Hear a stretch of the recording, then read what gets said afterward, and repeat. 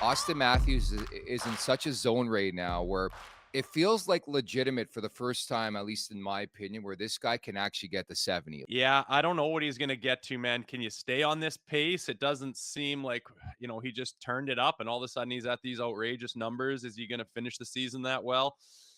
He doesn't seem to have any signs of stopping there, but when you clip 6 off in a weekend, it's kind of like, holy smokes, is this guy, he's going to get damn close. No one's even touched 70 since what, Timu Solani in like 92, was it? Yeah. Like, that's Yeah. a long bloody time ago, man. He is scoring at a clip that has not been seen in decades and decades and decades. That is absolutely so impressive. What we showed with Austin Matthews was his ability and his willingness to check and to and different coaches call it different things, but tracking back, lifting sticks, stealing pucks. That's what he does, I think, better than any superstar in the National Hockey League. Matthews wants the puck. And what we showed with our pre-scouts is his willingness to track, to do whatever it took to finish people, to bump people, to lift sticks, to work to get that puck. When he has the puck, obviously dynamic things happen and he can make plays, he can score goals. He obviously is a great playmaker. So that's what we tried to show. Match his work ethic. We're not going to match his skill set, right? You just match that work ethic and maybe we'll have a chance to have success. He's fun to watch. I can remember when I was working with Donnie in Chicago, Granado, who had him with the development program with the U.S. team. They used to beat some teams pretty bad. And then Austin, by the third period, he used to have to tell Austin, okay, Austin, just take a little bit off here. And, instead of winning by 12 goals, maybe we win by 7 or 8. But he had a different level of ability. Domination might be part of it. I love the way he shoots the puck. I like how he finds the way to get himself open. The puck follows him around as well. Wants the puck all the time. He entertains me. How I remember standing behind the bench and directly in line on one of his shots on their power play one year, and it just, thank God it hit the post. But it was going a million miles an hour, and then basically just standing there ripping it as hard as he does without even slapping it. He's got the knack. He's a great player. It's a special moment. It's an honor. It's a privilege to be kind of rinkside and even having your soundtrack on special moments. So I was fired up for 60. I got to tell you, I missed his 50th goal. I think that was on TSN, and then we got COVID in Florida right before he broke the Leaf record. And I'm thinking, man, he scored 55 goals. I've probably called 40 of them, and here's 2 of the milestone goals, and I'm sitting watching at home, and that kind of so when it got to 58 in our final telecast, I just thought tonight I'm hoping for it, and I almost got a little too excited because I think I called the goal before it went in, but that's easier to do with Matthews because when he's alone in the slot, you're pretty sure it's going in. You obviously saw McKinnon quite a bit with Colorado. Nikita Kucherov's been great this year. Connor McDavid's been Connor McDavid. If Matthews gets to that barometer of 70 goals, like, has he not moved the goalpost from the first time he won the Hart Trophy a couple of years ago when he scored 60? The 3 of them, what they all possess is size, skill, speed, but the willingness to work. I think all 3 of them. You get some superstars in the league, and that don't have the work ethic and just have the opportunity to score goals and what have you. I think all 3 of them do, but I think Austin Matthews, for me anyway, is definitely the front runner. You think Austin Matthews envisioned as a kid growing up there, he's like, you know what, I'm going to score number 50 in a barn with 4,700 people. It's not even sold out. Like, I know. you can't even sell that piece of shit out. Oh God, that's embarrassing, man. I've played in front of more people in junior, in the frickin' college, in the American League, and the National Hockey League with its chest out saying we're one of the big 4 has got this dump they can't even fill up. Put a nuke on that place and frickin' move on to a more worthy city of hockey fans, for Christ's sakes. Go down there to golf. That'll be fun. Use the sun and this everything about it. I absolutely love Phoenix. Obviously not for hockey. It's been how long, guys? Give it up, Gary, you stubborn old bastard. I want to make like a real bet with you. Like I'll shave my head on air if they lose to this team. I think they're past that stuff. I just think they've matured beyond that stuff. And I've got my money firmly on them tonight. I think they're going to be ready to rock. I think Austin's going to get his 50th.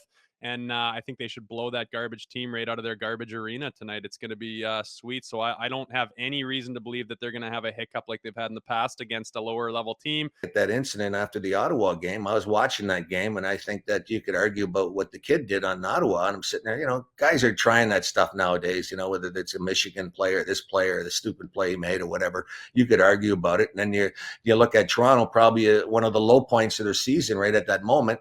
And, you got to commend. I think that what are you going to do in that situation? You might not say that he went about it the right way, but I think that that type of play could have been a defining moment for the team and the organization. That was the play this season that turned it around, got everybody's attention. You watch how they responded with the 5-game suspension, how they played. Usually the Leafs are the ones getting abused, getting taken advantage of. People think they're the ones whining all the time. And this narrative was, screw you. You screwed around with us. You disrespected us. We buried your ass. We don't give a shit what the outcome is. We can do just fine without that guy because we'll rally around him and rattle off the wins exactly like they've done. And it could be a little bit of a rallying point, like a different shot of identity, because it was a different feeling in that locker room, I'm sure. We just roughed the guy up so bad, and someone did something disrespectful that we didn't like, and we went and freaking handled it absurdly, more than necessary. But we don't care. This is the NHL ran by Gary Bettman. Gary Bettman assigns the Department of Player Safety to George Peros to uphold the laws of the land and to hand down suspensions and disciplinary action. And then when he does that, there's an appeal. So it goes to Gary to say, am I going to go against the guy that I hired and then just completely bypass his irrelevant job, I guess, if he's just going to go against it? It's never going to happen. And it's just, I don't even know why they do it. I think it's more so just so like a guy like Shanahan can go in there and raise hell and knock his fist on the table and get pissed off and give a piece of his mind and walk out of there knowing nothing's going to change. But I'm not surprised in the slightest. Bobby McMahon's a UFA, so it makes sense because, UFA guys, they pop off all the time. It just sucks, like timing of it. Like, why can't he do that when why can't someone that we just signed come out and do that and blow the doors off everything and give us a good value? Because it's so Toronto to have a guy, all of a sudden do well, and then it's like, well, throw a bunch of money at him to keep him, and then it's like, oh, that was just kind of a flash in the pan thing, and you're stuck.